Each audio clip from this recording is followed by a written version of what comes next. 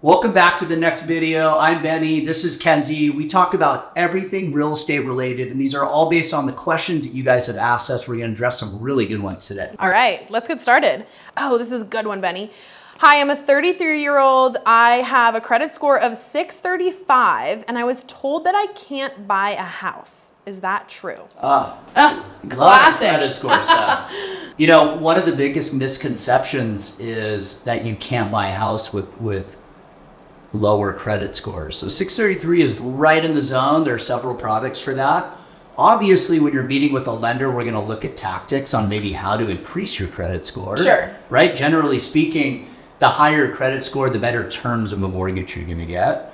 So we'll explore all that stuff, but there are several options out there that are more lenient on your credit score. Yeah. That don't, kind of punish you so hard for something like that. But I think it's important, besides your credit score, evaluating your credit and doing an analysis up front and finding ways to maybe reduce some of that or limit some of your debt. And then going into a new house where you've already, paid off a lot of your debt would be a great way to enter your first house. That was one of my first steps when I first bought a house. I called my lender and they just walked me through my credit score. I mean, they don't teach you that in school. So. No.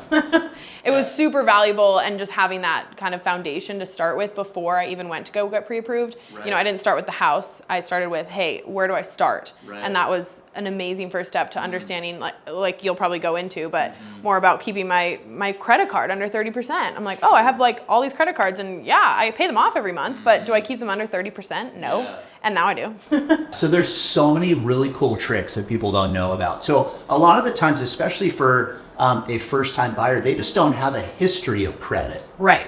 So when you don't have a history of credit, typically your score is not going to be high, right? Showing that you have credit and can manage that is how your credit score goes up. So I had a situation recently where a guy had come to me. He had one credit card. It was a Target card.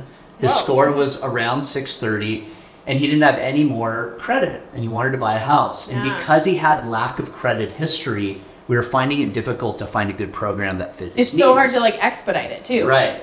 So the trick around that is you can have someone add you as an authorized user to your credit card. So what we did was, I said, do your parents have credit? Yeah, they have great credit. They had an American Express. They added him to the credit card. His score went from a 630 to a 710 in a week. What?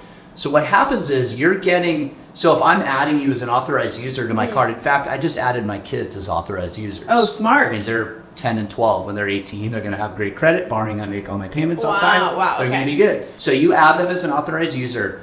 They get the history that I have on that card immediately. Wow. So there's no lag. Yeah. Right? So how we were able to come to a solution on that was get him added as an authorized user. Okay. A month later, he was in the market to buy a house. That's really cool. Yeah. Just a way to expedite it, because otherwise it is kind of a slow move. It takes a long time. It feels like it's snail's pace. So some other good ones are, and you touched on this, is many believe that before they go into even talking to a lender to buy a house that they have to pay all of their debt off, and that's not true. Yeah. So from a lending perspective, we look at whatever the minimum payment is on your card, not the balance.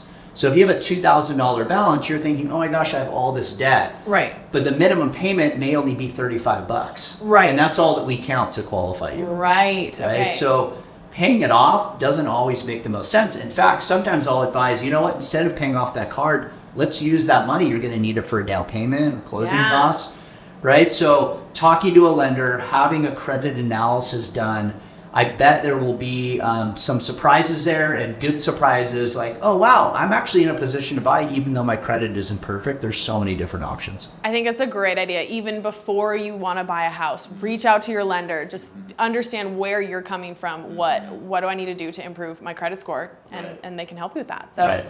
Yeah, but cool. Great tips. Okay, let's see. Okay, so this guy is a single guy. He makes about $100,000 a year. He has a little student debt around 20 grand.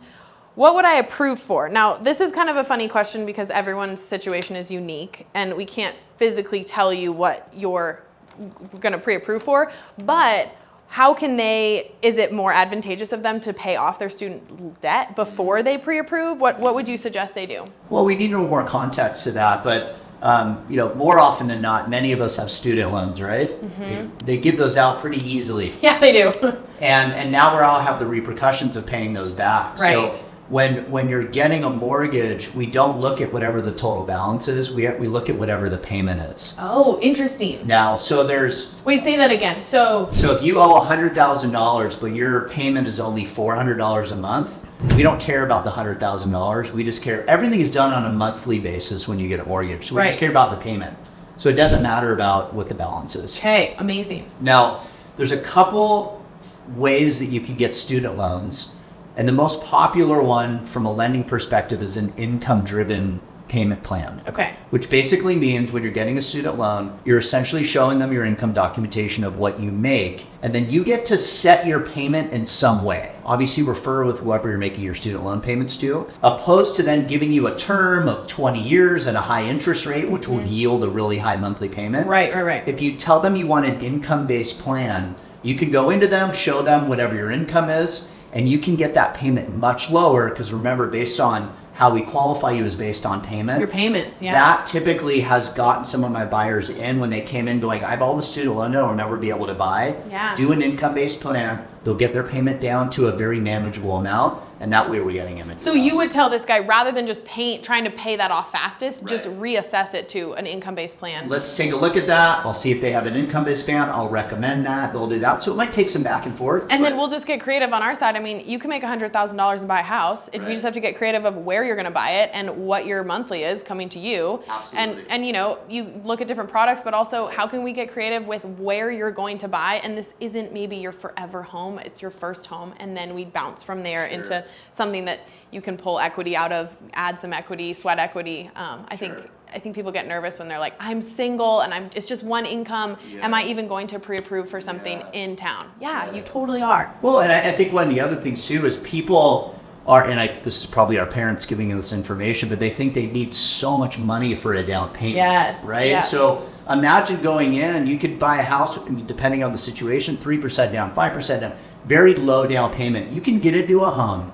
The bank is taking all of the risk, right? They're lending you all of that money. You have very little skin in the game, which allows you to still make payments on your student loans and your other debts and get in, and obviously equity and the building of wealth and everything that comes with owning a home. Yep. You get to do that with very little out of pocket of your own money. I love that. I love that you touched on that. I think that's a huge misconception that I still run into. I think it's just drilled into our parents' generation that you needed 20%, but the banks are willing to risk quite a bit, especially with the federally backed programs, with like FHA and your VA. You can put little down and they're willing to take that risk for you. So yeah, 20% down is not what you need. No, imagine getting in there, they're taking all of the risk. Meanwhile, all of the equity that you're building, all the tax incentives, you get all of the benefits of it, and the bank takes all of the risk. Yes. Right? It's a beautiful thing. So Right. So ask your lender, explore options, allow little down. It will allow you to retain some of your debt and get into a house with very little out of market. cool. Okay, that's all we've got here. If you like what you're hearing, like and subscribe below. If you want to get in touch with us, all of our information is below. You can send us a DM on Instagram. We check both of them. Thanks for tuning in.